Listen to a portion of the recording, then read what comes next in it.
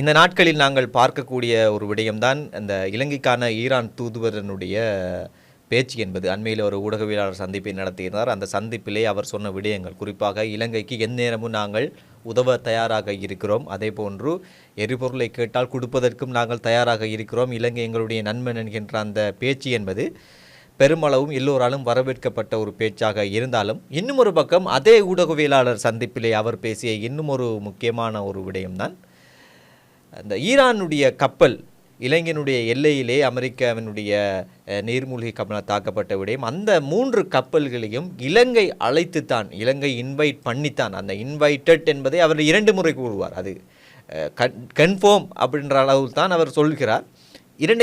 இலங்கை தான் இன்வைட் பண்ணியது, அதனால்தான் அந்த கப்பல் வந்தது என்பதை அவர் அழுத்தி சொன்னதாக பார்க்கக்கூடியதாக இருந்தது. இந்த கருத்து என்பது இப்போது ஒரு பக்கம் அவருடைய உரையை வாழ்த்தி பலர் பேர் பதிவு போட்டாலும் இந்த ஒரு முரண்பாடாக இப்போது ஒரு விவாதத்துக்குரிய ஒரு பொருளாக மாறி வருகிறது. ஏனென்றால் அதற்கு முந்தின நாளே ஜனாதிபதி அன்றகுமார் திசாநாயக்க பார்லிமெண்டத்திலேயே ஈரான் சைடில் இருந்து தான் எங்களுக்கு இன்விடேஷன் வந்தது என்பதை அவர் குறிப்பிட்டிருந்தார். ஆனால் அதற்கு முரண்பாடான ஒரு கருத்தை ஈரானுடைய தூதுவர் இங்கே கூறுகிறார். இப்போது இது முரண்பாடாக மாறி இருக்கிறது. விசாகப்பட்டினத்தில் பல நாடுகளைச் சேர்ந்த கடற்படையினர் குறிப்பாக மாலுமிகள் கலந்து கொண்ட ஒரு நிகழ்வு நடக்குது. அந்த நிகழ்வு முடிஞ்சதுக்கு பிறகுதான் அந்தந்த நாட்டை நோக்கி அவங்க பயணிக்கிறாங்க. ஸோ என்னுடைய புரிதலின் பிரகாரம் அந்த சந்தர்ப்பத்தில் தான் இவர்களுக்குள் ஒரு சம்பாஷணையில் ஒரு அழைப்பு விடுக்கப்பட்டிருப்பதற்கான வாய்ப்புகள் இருந்திருக்கும். சம்பாஷணை என்றால் இந்த இலங்கையினுடைய நேவிக்கும் ஈரானுடைய அந்த, ஏனென்றால் நான் அதை ஏன் அப்படி புரிந்து கொள்கிறேன்னு சொன்னால் ஈரானுடைய தூதுவரும் தனக்கும் அந்த செய்தி அழைப்பு என்கின்ற விடயம் இலங்கையினுடைய நேவி ஊடாகத்தான் கிடைக்கப்பட்டதாகத்தான் அவர் சொல்கிறார். எனவே அப்படி தான் நான் புரிஞ்சு கொள்கிறேன். அதற்கு பிறகு அப்படி ஒரு அழைப்பு விடுக்கப்பட்டிருக்கலாம். அந்த நேரம் அந்த அழைப்பு பிறகு அவர்களை அந்த கப்பல்களை இலங்கையினுடைய கடற்பரப்புக்குள் அனுமதிப்பதா இல்லையா என்கின்ற ஒரு முடிவெடுக்க வேண்டிய தருணம் வந்திருக்கும். அந்த தருணத்தில் அது அரசாங்கத்திற்குள் என்ன செய்யப்படும், கலந்தாலோசிக்கப்படுகின்ற பொழுதோ அதே நேரத்தில் தான் எங்களுக்கு அமெரிக்காவினுடைய ஃபைட்டர் ஜெட்ஸும் மத்தள விமான நிலையத்துக்கு வருவதற்கு அனுமதி கேட்டதாக ஜனாதிபதி சொல்கிறார். எனவே இது இரண்டையும் நாங்கள் ஒரு சேர நிராகரித்தோம். ஏனென்றால் நாங்கள் இந்த போர் சூழ்நிலையில், மத்திய கிழக்கில் நடக்கின்ற போரில் நாங்கள் அமெரிக்க இஸ்ரேலுடைய பக்கமும் அல்ல, நாங்கள் ஈரானுடைய பக்கமும் அல்ல, நாங்கள் நடுநிலைமையாக செயற்படுகிறோம் என்கிற கொள்கையின் அடிப்படையில் அந்த முடிவு எடுக்கப்படுகிறது. ஆனால் துரதிர்ஷ்டவசமாக ஐரிஸ் டேனா காலிக்கு அண்மித்த சர்வதேச கடற்பரப்பில் தாக்குதலுக்கு உள்ளாகிறது. இப்படி ஒரு தாக்குதல் நடந்துதான் நாங்கள் காப்பாற்றுகிறோம் என்கின்ற விடயத்தை இலங்கை கடற்படை அறிந்திருக்கவில்லை. கப்பல் மூழ்குகிறது, அவர்களை காப்பாற்ற வேண்டும் என்று போய் சடுதியாக போய் அவங்கள காப்பாற்றி கூட்டிகிட்டு வராங்க. கூட்டிகிட்டு வந்துட்டு அவங்களுக்கு 32 பேரை அட்மிட் பண்ணி அவங்களுக்கு சிகிச்சை நடக்குது. 80 உடல்களை கரை சேர்த்து அவங்க ஈரானுக்கு அனுப்புகிற வேலை நடக்குது.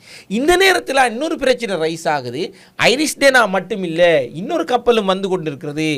அந்த கப்பல் 300 கிட்ட மாலுமிகள் இருக்கிறாங்க என்கிற விடயம் வந்தோடனே இப்போ இன்டென்ஷனலாக முடிவு எடுக்கணும். ரியாக்ஷனாக தான் முதலாவது முடிவு வந்திருக்கு. இப்போ இன்டென்ஷனலாக என்ன முடிவு எடுக்கணும்? இந்த போரில் நாங்கள் நடுநிலைமை வகிக்கின்ற காரணத்தினால் 2 கப்பல்களுக்கும் 2 ஃபைட்டர் ஜெட்டிற்கும் நாங்கள் இல்லை என்று சொல்லியிருக்கிறோம். எனவே இந்த தருணத்தில் இந்த கப்பலுக்கு இல்லை என்று சொல்வதா அல்லது அதனை அனுமதிப்பதா என்ற பாயிண்டில் தான் ஜனாதிபதி மனிதாபிமானம் என்கின்ற பாயிண்டை உள்ளே எடுத்துட்டு வருகிறார்கள். நாங்கள் நியூட்ரல், ஆனால் நாங்கள் மனிதாபிமானமாக முடிவெடுப்பவர்கள். எனவே அந்த இடத்தில் அரசாங்கம் புரிந்து கொண்டிருப்பதாக வெளியே ஊடகங்களில் காண்பிக்கப்பட்டது என்னவென்று சொன்னால் இவர்கள் இந்த கப்பலில் உள்ளவர்களுக்கு இன்னொரு தாக்குதல் நடக்கலாம், எனவே இந்த உயிர்களும் அநியாயமாக இந்த போரில் பலியாகலாம், எனவே இவர்களை இலங்கைக்கு தஞ்சம் அளித்து அவர்களுக்கு தேவையானவற்றை அரேஞ்ச் பண்ணி கொடுப்பதன் ஊடாக இந்த உயிர்களை காப்பாற்றலாம் என்கின்ற ஒரு மனிதாபிமான அடிப்படையில் அவர்களை உள்வாங்குகிறார்கள். இதுதான் இங்கு பேசப்பட்ட பாயிண்ட் ஆஃப் வியூ. இதில் நான் குறிப்பாக அவதானிக்கிறது, பிரசிடென்ட் இந்த நேரத்தில் கூட அவர் அதை முன்வைக்கலை. என்ன, நாங்கள் ஃபைட்டர் ஜெட்ஸை ரிஜெக்ட் பண்ணின கதையை எடுத்துகிட்டு வரல.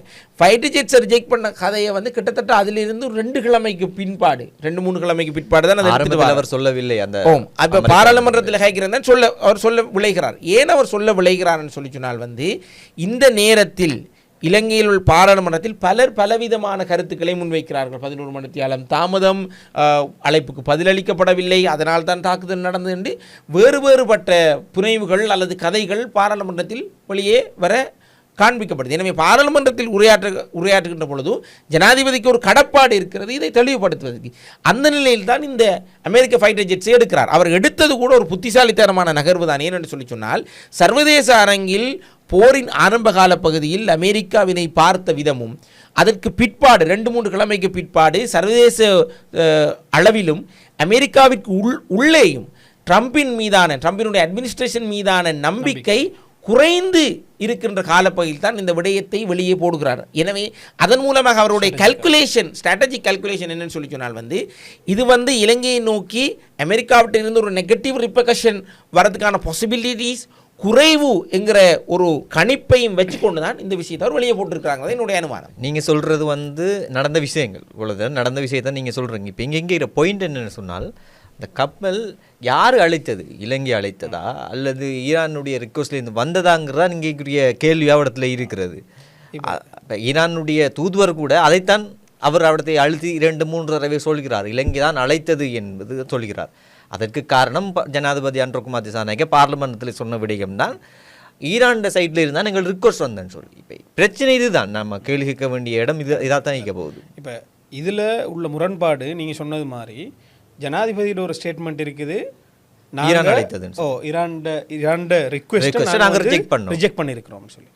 அடுத்த நேரம் அது நடந்ததுக்கு பிறகுதான் இந்த உடவியலாளர் மாநாடு நடைபெறுகிறது அப்படின்னு சொன்னால், இப்போ வளமையாக ஒரு எம்பசடர் ஒரு தூதுவர் ஊடகவியலாளர் சந்திப்பு செய்து ஒரு கருத்தை வெளிப்படுத்துகிறாருன்னா அது ஒரு மிக முக்கியமான ஒரு தருணம் வெளிப்படுத்துறதுங்கிறது விஷயம். ஆகவே அப்படியான ஒரு ஊடக ப்ரெஸ் கான்ஃபரன்ஸ் அவர் ஆர்கனைஸ் பண்ணி என்ன சொல்கிறாருன்னு சொன்னால், ஃபஸ்ட்டு பாசிட்டிவாக தான் சொல்கிறார். எல்லா விஷயத்தையும் இந்த நாடை இலங்கையோட ஸ்ட்ராட்டஜிக் இம்பார்ட்டன்ஸை, இலங்கை எங்களுக்கு ஒரு நட்பு நாடு, இலங்கைக்கு நாங்கள் உதவ தயாராக இருக்கிறோம்ன்ற விஷயம் எல்லாம் சொல்லிட்டு அவர் ஒரு பக்குவமான முறையில் ஒரு விஷயத்தை சுட்டி காட்டுறாரு. என்னான்னு சொன்னால், ஆனாலும் இந்த 3 கப்பல்களையும் இலங்கையை அழைத்துத்தான் நாங்கள் அது வந்துச்சு அந்த விஷயத்தை சொல்லிட்டு இதற்கு நேவி கமாண்டர் ஊடாக இந்த மாதிரியான ஒரு மெசேஜ் எனக்கு கிடைக்கப்பட்டுறதுன்னு சொல்கிறார்.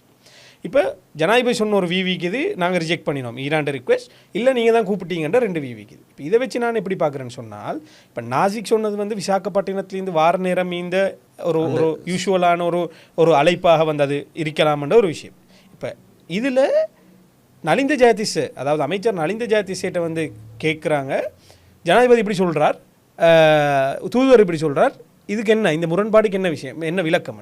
அப்போ அமைச்சர் நலிந்த ஜெயதிஸ் என்ன விளக்கம் கொடுக்குறாருன்னு சொன்னால், இப்போ 2 இடம் இருக்குது. ஒன்று நேவி டு நேவி, இந்த கப்பல் போக்குவரத்தில் உள்ள விஷயங்கள்ன்றது உண்டு. இது ராஜதந்திர ரீதியான ஒரு விஷயம் இருக்குது.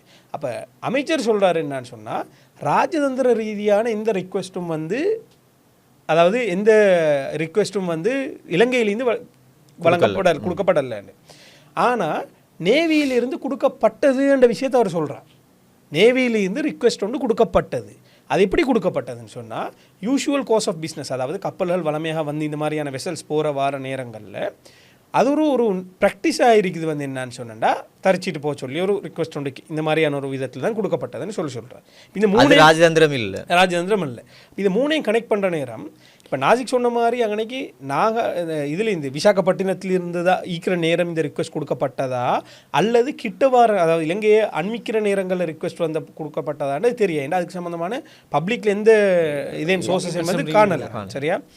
ஆனால் இந்த ப்ரெஸ்ஸை அம்பாசடர் வெச்சத்திலிருந்து நான் பார்க்குற விஷயம் என்னன்னு சொன்னால், ஜனாதிபதி அப்படி சொன்னதுக்கு பிறகு அம்பாசடர் இந்த ப்ரெஸ்ஸை வச்சு அவர் ஒரு மெசேஜை சொல்ல ட்ரை பண்ணுறார். அதாவது இலங்கையோட ஹெல்ப், இலங்கையோட எல்லா நட்பையும் பாராட்டிட்டு அரசாங்கத்துக்கு ஒரு விஷயத்தை அவர் சுட்டி காட்ட ட்ரை பண்ணுறார். அதாவது ராஜதந்திர ரீதியான ரிக்வெஸ்ட்டோ ரிஜெக்ஷனோ இல்லாட்டியும் நேவிகிட்டேருந்து இப்படி ஒரு ரிக்வெஸ்ட் வந்தன்ற விஷயத்தை அவர் சுட்டி காட்டுறார். நான் புரிஞ்சுக்கொள்கிற விஷயம் என்னன்னா, 2-3 முறை அவர் அதை அழுத்தி சுட்டி காட்டுறார், ப்ரெஸ் ஒன்றை வச்சுக்கிறார்ன்ற விஷயத்தை எல்லாம் பார்க்குற நேரம் ஏதோ மிஸ்கம்யூனிகேஷன் ஒன்று நடந்திருக்குதுங்கண்ணே.